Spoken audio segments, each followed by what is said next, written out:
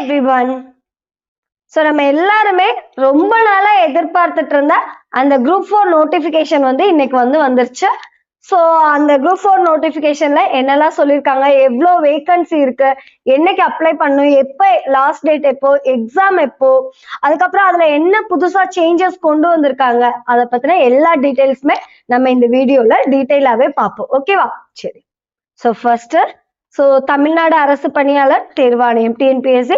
So விளம்பர எண் பார்த்தோம்னா 678, அறிவிக்கை எண் பார்த்தீங்கன்னா 1/2024. ஸோ இது 2024ல வந்திருக்க ஃபர்ஸ்ட் நோட்டிபிகேஷன் இதுதான். ஸோ டேட் பார்த்தீங்கன்னா 31/2024 இன்னைக்கு தான் விட்டுருக்காங்க. ஸோ ஒருங்கிணைந்த குடிமை பணிகள் தேர்வு 4க்கான நோட்டிபிகேஷன், அதாவது குரூப் 4க்கான நோட்டிபிகேஷன் தான் இது. ஸோ இதுல ஃபர்ஸ்ட் எடுத்தணும், ஒருங்கிணைந்த குடிமை பணிகள் தேர்வு 4 அடங்கிய பதவிகளுக்கு நேரடி நியமனத்திற்காக இணைய வழி மூலம் மட்டும் விண்ணப்பங்கள் வரவேற்கப்படுகின்றன. ஸோ ஆன்லைன்ல மட்டும்தான் நம்ம அப்ளிகேஷன் சப்மிட் பண்ண முடியும். ஸோ அதை பத்தின டீடைல்ஸ் தான் இதுல கொடுத்துருக்காங்க. ஸோ இதுல முக்கியமான அறிவுரைகள்னு கொடுத்துருக்காங்க. ஸோ தேர்வுக்கான தகுதியை உறுதி செய்தல், ஸோ என்னென்ன அடிப்படையான தகுதி இருக்கணும் அப்படிங்கிற அந்த பேசிக் இது நமக்கு கொடுத்துருக்காங்க. அது எல்லாமே பாத்தீங்கன்னா நமக்கு www.tnpsc.gov.in நமக்கு அவைலபிளா தான் இருக்கு, நீங்க அதுல பாத்துக்கலாம். ஓகே, சரி. ஸோ இதுல ஃபர்ஸ்ட் நம்ம முக்கியமான நாட்கள் மற்றும் நேரம் நம்ம தெரிஞ்சுக்கலாம். ஸோ அறிவிக்கை நாள் என்னன்னு பாத்தீங்கன்னா 30/1/2024. ஸோ இன்னைக்குதான் அறிவிச்சிருக்காங்க. ஸோ இணையவழி விண்ணப்பங்களை சமர்ப்பிப்பதற்கான கடைசி நாள் மற்றும் நேரம் என்னன்னு கேட்டிருக்காங்க. ஸோ 28/2/2024. ஸோ அதாவது February 28 வரைக்கும் மட்டும்தான் உங்களால இதை அப்ளை பண்ண முடியும். ஸோ டைமிங் எப்போ வரைக்கும் பாத்தீங்கன்னா 11:59 வரைக்கும், நைட்டு 11:59 வரைக்கும் நீங்க அப்ளிகேஷன் சப்மிட் பண்ணிக்கலாம். ஓகே.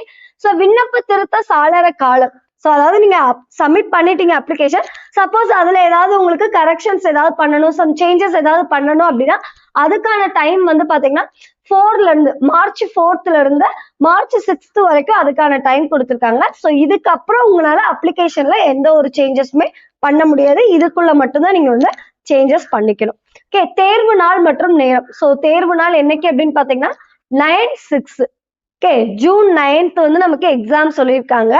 ஸோ டைமிங் பாத்தீங்கன்னா 9:30 இருந்து 12:30 வரைக்கும் எக்ஸாம் நடக்கும்னு சொல்லியிருக்காங்க. முற்பகல் 9:30 இருந்து பிற்பகல் 12:30 வரைக்கும். ஸோ காலையில 9:30 இருந்து மதியம் 12:30 வரைக்கும் எக்ஸாம் நடக்குமா, எப்போன்னு பாத்தீங்கன்னா June 9th நமக்கு எக்ஸாம் இருக்கும்னு சொல்லியிருக்காங்க. ஓகே. ஸோ விண்ணப்பிக்கக்கூடிய முறை சொல்லியிருக்காங்க.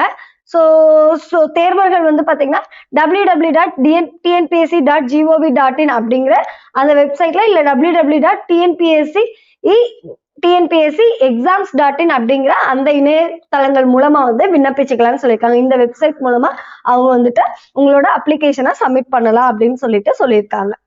சரி, இப்போ இந்த குரூப் 4ல நியூவா ஒண்ணு இன்க்ளூட் பண்ணிருக்காங்க. அது என்ன அப்படின்னு பாத்தீங்கன்னா பதவி விருப்ப தெரிவு அப்படின்னு சொல்லிட்டு சில குறிப்பிட்ட பதவிகளுக்கு மட்டும் நீங்க அப்ளை பண்ணும்போது அந்த போஸ்டிங்க தெரிவு செஞ்சிருக்கணும்னு சொல்லியிருக்காங்க. ஸோ அது யாருக்கெல்லாம் அந்த எக்ஸாம்ஸ் நீங்க அந்த போஸ்டிங்க்கு அப்ளை பண்ணலாம், அதுக்கு என்ன எலிஜிபிலிட்டி அப்படிங்கிறத பத்தி நம்ம பார்ப்போம். ஸோ தேர்வர்கள் பாத்தீங்கன்னா இவ்வறிவிக்கையில் சேர்க்கப்பட்டுள்ள தமிழ்நாடு வன சார்நிலை பணியில் அடங்கிய தமிழ்நாடு வனத்துறையில் உள்ள வன காப்பாளர், ஓட்டுநர் உரிமத்துடன் கூடிய வனக்காப்பாளர், வனக்காவலர் மற்றும் வனக்காவலர் பழங்குடியின இளைஞர் ஆகிய பதவிகளுக்கான தெரிவுக்கு பரிசீலிக்கப்பட வேண்டுமெனில் அவர்களது விருப்பத்தினை இணைய வழி விண்ணப்பத்தில் பதிவு செய்ய வேண்டுமா. ஸோ நீங்க ஆன்லைன்ல அப்ளை பண்ணும் போதே இந்த போஸ்டிங்க்கு எல்லாத்துக்குமே உங்களோட அப்ளிகேஷனை அவங்க பரிசீலிக்கணும் அப்படின்னா நீங்க அதுல தேர்வு செஞ்சிருக்கணுமா. ஸோ எனவே தேர்வர்கள் இணையவழி விண்ணப்பத்தில் கீழே குறிப்பிட்டுள்ளபடி பதவிகளை கவனமாக தேர்ந்தெடுக்கணுமா. சோ பாருங்க, மேலே குறிப்பிடப்பட்டுள்ள பதவிகளுக்கு மட்டும் விண்ணப்பிக்க விருப்பமுள்ள தேர்வர்கள் வன காப்பாளர், வனக்காவலர், ஃபாரஸ்ட் கார்ட், ஃபாரஸ்ட் வாட்சர் அப்படிங்கிற அந்த விருப்பத்தினை தெரிவு செய்யணுமா. ஸோ இந்த போஸ்டிங்ல நீங்க இன்ட்ரெஸ்டடா இருக்கீங்க அப்படின்னா மட்டும் இதை நீங்க சூஸ் பண்ணுமா. ஸோ அப்படி அதுக்கு விருப்பம் இல்ல, இதர பணிகளுக்கு மட்டும்தான் நான் விண்ணப்பிக்கிறேன், அதாவது மற்ற போஸ்டிங்க்கு மட்டும்தான் நான் அப்ளை பண்றேன் அப்படிங்கிறவங்க பாத்தீங்கன்னா ஸோ வன காப்பாளர், வனக்காவலர் அல்லாத ஏனைய பதவிகள் அப்படிங்கிற அந்த விருப்பத்துல தேர்வு செய்யணுமா. ஸோ இது நமக்கு இந்த டைம் நியூவா இன்க்ளூட் பண்ணியிருக்காங்க. சோ இந்த மேல குறிப்பிட்டிருக்க இந்த போஸ்டிங்க்கு வனக்காவலர் இது இருக்குல்ல, forest card, forest watcher, so அதுக்கு மட்டும் நீங்க அப்ளை பண்றீங்க, அதுல விருப்பம் இருக்கு அப்படின்னா அதை வந்து நீங்க செலக்ட் பண்ணணும். எனக்கு அதுல விருப்பம் இல்ல, மத்த போஸ்டிங்க்கு தான் நான் இன்க்ளூட் பண்றீங்க அப்படின்னா சோ அது அல்லாத ஏனைய பதவிகள் அப்படிங்கிறத நீங்க வந்து சூஸ் பண்ணணும். ஓகேவா? சோ அதே போல எப்படி நம்ம வந்து விண்ணப்பிக்கணும் அப்படிங்கிற அந்த அறிவுரைகள், தேர்வு மையங்கள் குறித்த விவரங்கள்லாம் வந்து பாத்தீங்கன்னா பிக்சருக்கே 1ல வந்து குறிப்பிட்டிருக்காங்க. சோ கைஸ், நீங்க வந்து அப்ளை பண்றதுக்கு முன்னாடி இந்த ஃபார்ம்ஸ் எல்லாத்தையுமே தெளிவா ரீட் பண்ணிட்டு அதுக்கப்புறம் வந்து அப்ளை பண்ணுங்க. ஓகேவா? சரி, நெக்ஸ்ட் என்னென்ன பதவிகள், எவ்வளவு காலி பணியிடங்கள் வந்து இருக்கு அப்படிங்கிற விவரம் கொடுத்திருக்காங்க. சோ பாருங்க, கிராம நிர்வாக அலுவலர் VAOக்கு வந்து பாத்தீங்கன்னா எதுக்கு கீழே வருதுன்னா தமிழ்நாடு அமைச்சு பணி கீழே வருது. காலி பணியிடங்கள்னு பார்த்தோம்னா மொத்தம் 108 காலி பணியிடங்கள் இருக்காம். ஓகேவா? சோ அதே போல இளநிலை உதவியாளர், சோ இதுல வந்து பாத்தீங்கன்னா தமிழ்நாடு அமைச்சு பணி நீதி அமைச்சு பணி, சோ இதுல மொத்தம் வேகன்சி 2442 வேகன்சி இதுல இருக்கா. சோ அடுத்து இளநிலை உதவியாளர், சோ இது வந்து பாத்தீங்கன்னா தமிழ்நாடு அமைச்சு பண்ணிதான், சோ 44 வேகன்சி இருக்காம். அடுத்து இளநிலை உதவியாளர், சோ தமிழ்நாடு மகளிர் மேம்பாட்டு நிறுவனத்துல 10 வேகன்சி இருக்காம். அடுத்து இளநிலை உதவியாளர், சோ தமிழ்நாடு வக்கீல் வாரியத்துல 27 வேகன்சி இருக்கு. அடுத்து உதவியாளர்லயே வந்து பாத்தீங்கன்னா குடிநீர் வடிகால் வாரியத்துல 49 வேகன்சி இருக்கு. அடுத்து அதுல சிறு தொழில் கழகத்துல 15 வேகன்சி இருக்கு. சோ அடுத்து தமிழ்நாடு பாடநூல் மற்றும் கல்வியியல் பணிகள் கழகத்துல மொத்தம் 7 வேகன்சி இருக்கு. அடுத்து மூலிகை பண்ணைகள் மற்றும் மூலிகை மருந்து கழகத்துல 10 வேகன்சி வந்து நமக்கு இருக்கு. அடுத்து வந்து பாத்தீங்கன்னா தட்டச்சர், டைபிஸ்ட், அது வந்து பாத்தீங்கன்னா மொத்தம் தமிழ்நாடு அமைச்சு பணி, நீதி அமைச்சு பணி, தலைமை செயலக பணி, சட்டமன்ற பேரவை செயலக பணி, இதுல வந்து பாத்தீங்கன்னா மொத்தம் எவ்வளவு வேகன்சி இருக்குன்னா 1653 வேகன்சிஸ் வந்து இருக்கா. சோ அதே தட்டச்சர் வந்து பாத்தீங்கன்னா டைபிஸ்ட் தமிழ்நாடு மகளிர் மேம்பாட்டு நிறுவனத்துல மொத்தம் 3 வேகன்சி இருக்கு. அடுத்து சிறு தொழில் கழகத்துல 3 வேகன்சி, மாநில வாணிப கழகத்துல 39 வேகன்சி, அடுத்து பாடநூல் மற்றும் கல்வியியல் பணிகள் கழகத்துல 7 வேகன்சி இருக்கு. அடுத்து தமிழ்நாடு, இது வரைக்கும் தட்டச்சர் டைபிஸ்ட். அதுக்கப்புறம் வந்து பாத்தீங்கன்னா சுருக்கெழுத்து தட்டச்சர் கொடுத்திருக்காங்க, அதாவது ஸ்டெனோ டைபிஸ்ட் வந்து கொடுத்திருக்காங்க. சோ இதுல வந்து பாத்தீங்கன்னா தமிழ்நாடு அமைச்சு பணி, நீதி அமைச்சு பணியில மொத்தம் 441 வேகன்சி இருக்கா. அடுத்து தமிழ்நாடு மகளிர் மேம்பாட்டு நிறுவனத்துல 2 வேகன்சி இருக்காம். அதுக்கப்புறம் வந்து பாத்தீங்கன்னா பாடநூல் மற்றும் கல்வியியல் பணிகள் கழகத்துல 2 வேகன்சி. அடுத்து வந்து பாத்தீங்கன்னா நேர்முக உதவியாளர், சோ இதுவும் வந்து பாத்தீங்கன்னா செனோ டைபிஸ்ட் தான். சோ இதுல வந்து பாத்தீங்கன்னா 1 வேகன்சி இருக்கு. அடுத்து நேர்முக எழுத்தர் சுருக்கெழுத்து தட்டச்சர் வந்து தமிழ்நாடு மகளிர் மேம்பாட்டு நிறுவனத்துல 2 வேகன்சி. அடுத்து தனி செயலர், சோ பால் உற்பத்தியாளர்கள் கூட்டுறவு இணையத்துல 4 வேகன்சி இருக்கா. அடுத்து செயல் பணியாளர், சோ பால் உற்பத்தியாளர்கள் கூட்டுறவு இணையத்துல 34 வேகன்சி இருக்கு. அடுத்து இளநிலை செயல் பணியாளர் பால் உற்பத்தியாளர்கள் கூட்டுறவு இணையத்துல 7 வேகன்சி வந்து இருக்கு. சோ இது அலுவலகத்துல, இது தட்டச்சு பணியில டைபிஸ்ட் இதுல இருக்கு. சோ வரவேற்பாளர் மற்றும் தொலைபேசி இயக்குபவர் வந்து பாத்தீங்கன்னா தமிழ்நாடு மகளிர் மேம்பாட்டு நிறுவனத்துல 1 வேகன்சி வந்து இருக்கா. அடுத்து பால் அளவையாளர் நிலை வந்து பாத்தீங்கன்னா மொத்தம் 15 வேகன்சி வந்து இருக்கு. சோ அடுத்து ஆய்வக உதவியாளர், சோ தமிழ்நாடு தடய அறிவியல் சார்நிலை பணியில 25 வேகன்சி இருக்கா. அடுத்து வரி தண்டலர், சோ அமைச்சு பணி பேரூராட்சிகள் துறையில 66 வேகன்சி. முதுநிலை தொழிற்சாலை உதவியாளர்ல வந்து பாத்தீங்கன்னா பால் உற்பத்தியாளர்கள் கூட்டுறவு இணையத்துல மொத்தம் 49 வேகன்சி இருக்கு. அடுத்து வன காப்பாளர், இது நம்ம ஃபர்ஸ்டே பார்த்திருந்தோம். அந்த வன காப்பாளர் இதுல தமிழ்நாடு வன சார்நிலை பணியில 171 வேகன்சி இருக்கு. அடுத்து ஓட்டுநர் உரிமத்துடன் கூடிய வன காப்பாளர், சோ இதுல வந்து பாத்தீங்கன்னா 192 வேகன்சி. அடுத்து வன காவலர்ல வந்து பாத்தீங்கன்னா 526 வேகன்சி இருக்கு. அடுத்து வன காவலர் பழங்குடியின இளைஞர்கள்னு பார்த்தோம்னா அதுல வந்து 288 வேகன்சி இருக்கா. அடுத்து கூட்டுறவு சங்கங்களின் இளநிலை ஆய்வாளர், சோ இதுல வந்து பாத்தீங்கன்னா 1 வேகன்சி இருக்கு. சோ மொத்தமா எவ்வளவு வேகன்சிஸ் இந்த குரூப் 4க்கு இருக்கு அப்படின்னு பாத்தீங்கன்னா 6244 வேகன்சி இருக்கா. ஓகே, சோ சிறந்த விளையாட்டு வீரர்களுக்கான இடஒதுக்கீடு பொருந்தும் தேர்வுகளில் தேவையான காலி பணியிடங்கள் வந்து குறைக்கப்பட்டிருக்குன்னு சொல்லியிருக்காங்க. ஓகே, சோ மொத்தமா வேகன்சி பார்த்தோம்னா 6244. சோ இதுல இன்னொன்னு என்ன தெரியுமா, இந்த டைம் சேஞ்சஸ் கொண்டு வந்திருக்காங்க. சோ குரூப் 4லயே வந்து பாத்தீங்கன்னா சில எக்ஸாம்ஸ்க்கு வந்து பாத்தீங்கன்னா சில போஸ்டிங்க்கு வந்து பாத்தீங்கன்னா நீங்க வந்து டிகிரி கம்ப்ளீட் பண்ணிருக்கணும். சோ அது வந்து லிமிடெட் போஸ்ட் தான், சம்திங் 138 போஸ்ட் பக்கம் கொடுத்திருக்காங்க. சோ அது போக வந்து பாத்தீங்கன்னா நீங்க 12th கம்ப்ளீட் பண்ணிருந்தா அதுக்குன்னு சில போஸ்டிங் இருக்கு.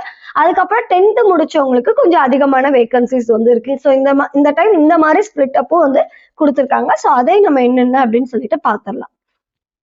ஸோ எக்ஸாம் தேர்வு திட்டம் வந்து எப்படி இருக்கும் அப்படின்னு சொல்லி பாத்தீங்கன்னா, ஸோ எல்லாமே வந்து பாத்தீங்கன்னா ஒரே ஒரு தேர்வுத்தாள் தான். இதுல வந்து ப்ரிலிம்ஸ் மெயின்ஸ் அந்த மாதிரி எதுவுமே கிடையாது, சிங்கிள் எக்ஸாம் தான். ஸோ இதுல பகுதி ஆள வந்து பாத்தீங்கன்னா தமிழ் தகுதி மற்றும் மதிப்பீட்டு தேர்வு வந்து இருக்கும். அதுல இருந்து 100 கொஸ்டின் இருக்கு. மார்க்ஸ் வந்து பார்த்தோம்னா 150 மார்க்ஸ்க்கு கண்டக்ட் பண்றாங்க. அடுத்து பகுதி ஆள பொது அறிவு, அதாவது ஜெனரல் ஸ்டடீஸும் திறனறிவும் மனக்கணக்கு நுண்ணறிவும் அப்படின்னா ஆப்டிடியூட் அண்ட் மென்டல் எபிலிட்டி, அதுல இருந்து 25 கொஸ்டின் மொத்தம் இது 100 கொஸ்டின். ஸோ மொத்தமா 200 கொஸ்டின்ஸ் 300 மார்க்ஸுக்கு. டைமிங் வந்து பார்த்தோம்னா 3 hours டைம். ஸோ இது எல்லாமே நமக்கு தெரிஞ்சதுதான். இதுல எந்த சேஞ்சஸுமே நமக்கு கொண்டு வரல. ஸோ குறைந்தபட்ச தகுதி மதிப்பெண்கள்னு பார்த்தோம்னா 90 மதிப்பெண்கள் வந்து பெற்றுக்கணும். ஸோ ஓகேவா. ஸோ அதே போல இதுல இன்னொரு இம்பார்ட்டன்ட் திங் என்ன அப்படின்னு பாத்தீங்கன்னா, நீங்க பகுதி ஆல 40% மார்க் எடுத்திருந்தா மட்டும்தான் உங்களுக்கு பகுதி ஆவுடைய பேப்பர் வந்து வேல்யூவேட் பண்ணுவாங்க. ஸோ இல்லைன்னா அதை வந்து திருத்த மாட்டாங்க. அதுவும் இங்க கொடுத்துருக்காங்க. ஸோ பகுதி ஆவில் குறைந்தபட்ச தகுதி மதிப்பெண்களாக 40%, அதாவது 60 மதிப்பெண்கள் நீங்க பெற்றிருந்தா மட்டும்தான் ஸோ விடைத்தாள்களின் பகுதி ஆ வந்து மதிப்பீடு செய்யப்படும் சொல்லியிருக்காங்க. ஓகேவா. சோ பகுதி ஆ மற்றும் பகுதி ஆ இந்த ரெண்டோட மதிப்பெண்களுமே வந்து பாத்தீங்கன்னா நமக்கு பின்னாடி தர வரிசைக்கு வந்து எடுத்துக்கப்படுமா, அதாவது ஃபைனல் கால்குலேஷனுக்கு ரெண்டோட மதிப்பெண்களுமே எடுத்துக்கப்படும்.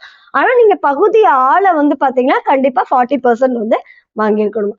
சோ வாரியம் அல்லது பல்கலைக்கழகத்தில் ஆங்கில பாடத்தை மட்டுமே படித்த மாற்றுத்திறனாளிகள் இயலாமையின் சதவீதத்தை பொருட்படுத்தாமல், மாற்றுத்திறனாளிகள் டிஃப்ரெண்ட்லி ஏபிள்டு பீப்புளா இருந்தா தமிழ் தகுதி மற்றும் மதிப்பீட்டு தேர்வை எழுதுவதிலிருந்து விலக்கு பெறலாம். அதற்கு பதிலாக அவர்கள் பொது ஆங்கிலம் பாடத்தினை தெரிவு செய்யலாமா. நல்லா பாத்துக்கோங்க. சோ இந்த குரூப் 4 எக்ஸாமை பொறுத்த வரைக்கும் ஜெனரல் இங்கிலீஷ் கிடையாது, எல்லாருமே ஜெனரல் தமிழ் அட்டன் பண்ணிதான் ஆகும். பட் எக்ஸப்ஷன் யாருக்கு மட்டும் அப்படின்னு பாத்தீங்கன்னா, மாற்றுத்திறனாளிகள் டிஃப்ரெண்ட்லி ஏபிள்டு பர்சன்ஸ்க்கு மட்டும் அவங்களுக்கு வந்து எக்ஸப்ஷன் கொடுத்திருக்காங்க. சோ அவங்க வந்து தமிழுக்கு பதிலா இங்கிலீஷ சூஸ் பண்ணிக்கலாம் அப்படின்னு சொல்லியிருக்காங்க. எல்லாருக்குமே இது சூட் ஆகாது, only for differently abled people. அதனால நோட் பண்ணிக்கோங்க. ஓகேவா. சோ தேர்வுக்கான எல்லா பாடத்திட்டம் எல்லாமே வந்து பாத்தீங்கன்னா அந்த தேர்வு எழுதுறதுக்கான அந்த பின்பற்றக்கூடிய முறை எல்லாமே வந்து பாத்தீங்கன்னா பின்னாடி வந்து கொடுத்துருக்காங்க. அதை எல்லாத்தையுமே செக் பண்ணிக்கோங்க. ஓகேவா. சரி, வயது வரம்பு, தகுதி நிபந்தனைகள், வயது வரம்பு வந்து கொடுத்துருக்காங்க. சோ கிராம நிர்வாக அலுவலர், வனக்காப்பாளர், ஓட்டுநர் உரிமத்துடன் கூடிய வனக்காப்பாளர், வனக்காவலர் மற்றும் வனக்காவலர் பழங்குடியின இளைஞர் ஆகிய பதவிகளை தவிர ஏனைய அனைத்து பதவிகளுக்கும் தேர்வுகள் வந்து பாத்தீங்கன்னா 1/7/2024 அன்று 18 வயது நிரம்பியவராக இருக்க வேண்டும் மற்றும் 32 வயது நிறைவடைந்திருக்க கூடாதாம். ஓகே, நல்லா பாத்துக்கோங்க. சோ ஜூலை 1, 2024 அன்னைக்கு அவங்களுக்கு வந்து 18 years கம்ப்ளீட் ஆயிருக்கணும். அதே போல 32 years கம்ப்ளீட் ஆயிருக்க கூட, 32 இயர்ஸ்க்கு மேல போயிருக்க கூடாது. 18 வயசு கம்ப்ளீட் ஆயிருக்கணும், 32 வயசுக்கு உள்ள இருக்கணும். சோ ஏஜ் எக்ஸம்ஷன் பின்னாடி இருக்கு, ரிலாக்ஸேஷன் கொடுத்துருக்காங்க. அதை பத்தி நம்ம பின்னாடி பார்ப்போம். இது பேசிக்கா இவ்வளவு ஏஜ் இருக்கணும் அப்படிங்கிறது கொடுத்துருக்காங்க. சோ அதே வந்து பாத்தீங்கன்னா கிராம நிர்வாக அலுவலர், VAO, அதுக்கப்புறம் இந்த ஃபாரஸ்ட் கார்டு இவங்களுக்கு எல்லாம் வந்து பாத்தீங்கன்னா 21 வயது நிரம்பியவரா இருக்கணுமா, 32 வயசுக்குள்ள இருக்கணுமா. சோ இதுல வந்து கொடுத்துருக்காங்க பாருங்க. சோ இதுல வந்து பாத்தீங்கன்னா ஏஜ் ரிலாக்ஸேஷன் இருக்கு ஒவ்வொரு கேட்டகரிக்குமே வந்து பாத்தீங்கன்னா. சோ இப்ப வந்து பாத்தீங்கன்னா VAO எல்லாம் எடுத்துட்டோம்னா 42 years வரைக்குமே ஏஜ் ரிலாக்ஸேஷன் கொடுத்துருக்காங்க. இது எல்லாமே இதை பார்த்துட்டு நீங்க வந்து பயந்துட வேண்டாம், இது பேசிக் அடிப்படை இது கொடுத்துருக்காங்க. சோ ஏஜ் ரிலாக்ஸேஷன் தனியா இருக்கு, அதுபடி நீங்க அப்ளை பண்ணிக்கலாம். ஓகேவா. சோ எல்லாருமே எலிஜிபிள் தான். சோ 42 years வரைக்குமே நீங்க குரூப் VAO இதுக்கு எல்லாமே அப்ளை பண்ணிக்கலாம். ஓகேவா, கிளியரா. சோ அதனால அப்ளை பண்றதுக்கு முன்னாடி ஃபுல் அப்ளிகேஷனையுமே நீங்க வந்து கிளியரா வந்து வாசிச்சிருங்க. ஓகே.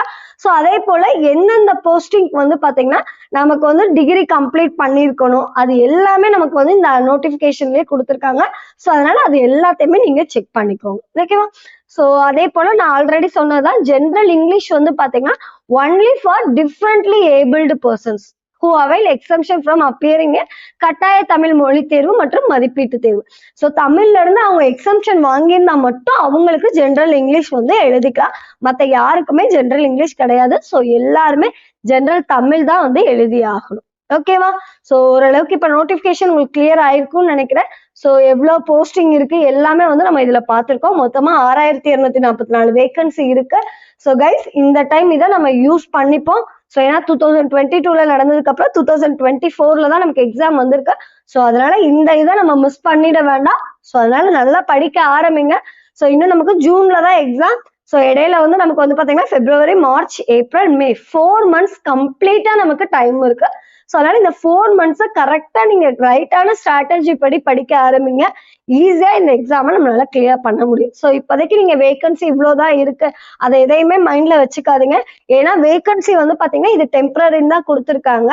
சோ இது வந்து பாத்தீங்கன்னா நமக்கு இந்த இதுல மாற்றம் ஏற்படலாம் அப்படின்னு தான் சொல்லியிருக்காங்க. ஓகே, ஏன்னா நமக்கு இப்ப எக்ஸாம் முடிஞ்சு அதுக்கப்புறம் நமக்கு ரிசல்ட் எல்லாம் வந்து போஸ்டிங் போடுறதுக்குள்ள கண்டிப்பா இந்த வேகன்சி இதுல சேஞ்சஸ் வரும். சோ அதனால நீங்க இதெல்லாம் இப்போதைக்கு மைண்ட்ல வச்சுக்க வேண்டாம். இவ்வளவு வேகன்சி தான் இருக்கு, நமக்கு எங்க கிடைக்க போகுது, அந்த மாதிரி எதையும் திங்க் பண்ணாதீங்க. சோ நீங்க படிக்க ஆரம்பிங்க. சோ படிக்கிறதுல மட்டும் ஃபோக்கஸ் பண்ணுங்க.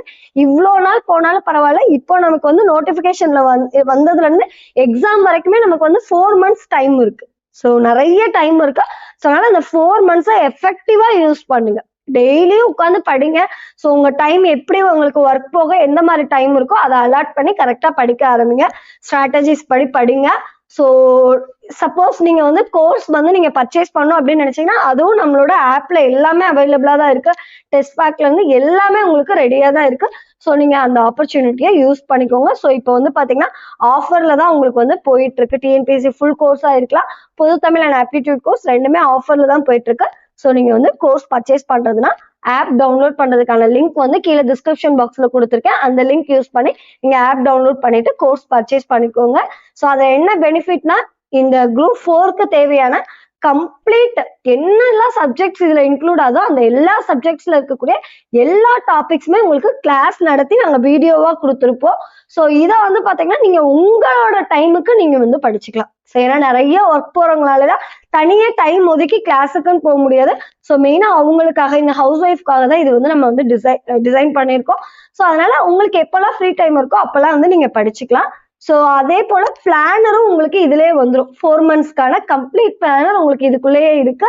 ஸோ அதனால அந்த பிளானர் படி படிச்சீங்கன்னா 3 monthsல நீங்க போர்ஷன் கம்ப்ளீட் பண்ணிட்டு 1 month ஃபுல்லா நீங்க ரிவிஷனுக்கு டைம் எடுத்துக்கலாம். அந்த கம்ப்ளீட் பிளானரும் உங்களுக்கு ஆப்குள்ளேயே இருக்கு. அது போக டெஸ்டும் வந்துடும். Chapter wise test, subject wise test and then overall mark test எல்லாமே அவைலபிளா இருக்கு. இந்த பேக் கூடயே வந்துடும். ஸோ எல்லாமே வந்து பாத்தீங்கன்னா டைமர் பேஸ்டு டெஸ்ட். ஸோ டைமிங்கும் உங்களுக்கு இங்கேயே நீங்க ப்ராக்டிஸ் பண்ணிடுவீங்க. ஓகே, ஸோ அப்படி கோர்ஸ் பர்ச்சேஸ் பண்ணணும்னு நினைச்சீங்கன்னா ஆப்க்கான லிங்க் வந்து கீழே டிஸ்கிரிப்ஷன் பாக்ஸ்ல இருக்கு. அதை யூஸ் பண்ணி ஆப் டவுன்லோட் பண்ணிட்டு கோர்ஸ் பர்ச்சேஸ் பண்ணிக்கோங்க. ஓகேவா? ஸோ இனி டைம் வேஸ்ட் பண்ணாம படிக்க ஆரம்பிங்க. நோட்டிபிகேஷன் வரலன்னு சொல்லிட்டு இருந்தோம். ஸோ இப்போ நோட்டிபிகேஷன் வந்தாச்சு. இனி வந்து நம்ம படிக்க ஸ்டார்ட் பண்ணுவோம். ஓகேவா? All the best. இனி வந்து டைம் வேஸ்ட் பண்ணாம படிக்க ஸ்டார்ட் பண்ணுங்க. தேங்க்யூ.